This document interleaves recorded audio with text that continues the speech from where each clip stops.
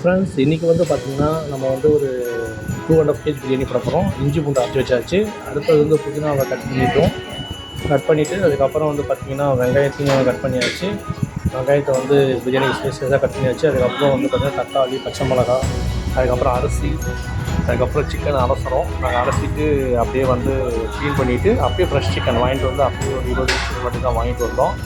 வாங்கிட்டு வந்து அப்படியே வந்து அதுக்கு மேரினேட் பண்ணுறோம். அதுக்கு வந்து தயிர் போட்டு ஊற வச்சு கொஞ்சம் நேரம் வந்து மேரினேட் பண்ணால் தான் வந்து அப்படியே சிக்கனில் போட முடியும். அப்படியே போடுறதுக்காக தான் மேரினேட் பண்ணுறோம். அடுத்து வந்து பார்த்திங்கன்னா நம்ம வந்து வந்து எல்லாத்தையும் எடுத்து வந்து வச்சாச்சு. கிச்சன் கொண்டு வந்ததுக்கப்புறம் தான் அடுத்த வேலையில் சும்மா தக்காளி, வெங்காயம், பச்சை மிளகாய், அப்புறம் வந்து எல்லாமே வந்து இது பண்ணுறோம். அப்புறம் அடுப்பில் வந்து பார்த்திங்கன்னா வந்து குசி அது மண் குசில் ஏதாவது வந்து திக்கில் பார்த்துருக்கோன்னா இது வந்து ஒரு 2.5 கிலோ வந்து செய்கிறோம். இதுக்கு வந்து 2 கிலோ சிக்கன் போட்டிருக்கோம். அரிசி 2 கிலோ சிக்கன் போட்டிருக்கோம். இப்போ வந்து பார்த்திங்கன்னா ஃபஸ்ட்டு வந்து எண்ணெய் ஊற்றிட்டு அதுக்கப்புறம் பட்டை, லவங்கம், எண்ணெய் எல்லாம் ஊற்றி எல்லாமே நல்லா வதக்கணும். நல்லா வந்து நிறமாக நீட்டாக வதக்கினதுக்கப்புறம் வெங்காயம் அடுத்தது போடணும். அடுத்த வெங்காயத்தை போட்டு நல்லா வதக்கணும். வெங்காயம் வந்து நல்லா வந்து பொன்னிறமாக வர அளவுக்கு வெங்காயம் வந்து வதக்கணும். வதக்கிட்டு அதுக்கப்புறம் வந்து பார்த்திங்கன்னா அந்த வதக்கின வெங்காயத்தை அப்படியே வந்து அடுத்து வந்து தக்காளி போடணும். அடுத்து தக்காளியும் பொன்னிறமாக நல்லா வதக்கி தக்காளி வந்து நல்லா வதங்கிட்டு அதுக்கப்புறம் வந்து நல்லா வதங்கணும்.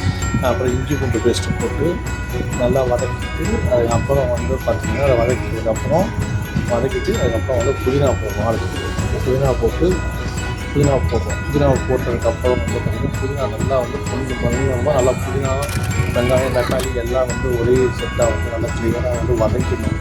அதுக்கு பிறகு சிக்கன் போடுவோம். சிக்கன் வந்து நம்ம 2 கிலோ அரிசிக்கு வந்து 2.5 கிலோ சிக்கன் நம்ம போடுறோம்.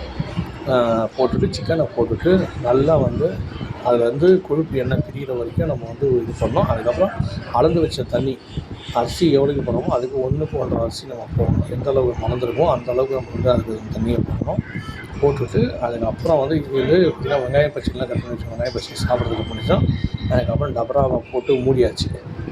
நல்லா கொதி வரணும். அது கொதி வர வரைக்கும் வந்து நம்ம வெயிட் பண்ணணும். கொதி வந்ததுக்கப்புறம் தான் வந்து டபரா ஓப்பன் பண்ணணும். இப்போ டபரா கொதி வந்ததுக்காக வெயிட் பண்ணுது. கொதி வந்ததுக்கப்புறமும் இந்த மாதிரி வந்து லைட்டாக கொதி வந்ததுக்கப்புறம் அரிசி விடணும். அதுக்கப்புறம் இது எல்லாம் போட்டுட்டதுக்கப்புறம் அரிசி போடணும். அரிசி போட்டுட்டதுக்கப்புறம் வந்து பார்த்திங்கன்னா நம்ம மேலே வந்து தம் போடுறதுக்கு ரெடி பண்ணுறோம். அடுத்து வந்து பார்த்திங்கன்னா தம் போடுறதுக்கான செட்டிங் போட்டாச்சு. தம் போட்டதுக்கப்புறம் பிரியாணி இந்த மாதிரி வந்து கொஞ்ச நாள் வெந்ததுக்கப்புறம் இப்போ தான் தம் போடுறதுக்கு ரெடி பண்ண போகிறோம். வந்து கொத்தமல்லிலாம் போட்டுட்டு அதுக்கப்புறம் மூடி வச்சா தம் செட்டிங் போட்டாச்சு. போட்டு அடுத்த ஒரு 10 நிமிஷத்தில் வெங்காயம் கட் பண்ணியாச்சு. அதுக்கப்புறம் வந்து பிரியாணி ரெடி. சுட பிரியாணி ரெடி. ஒரு 20 மெம்பர்ஸ் சாப்பிட்ற அளவுக்கு பிரியாணி.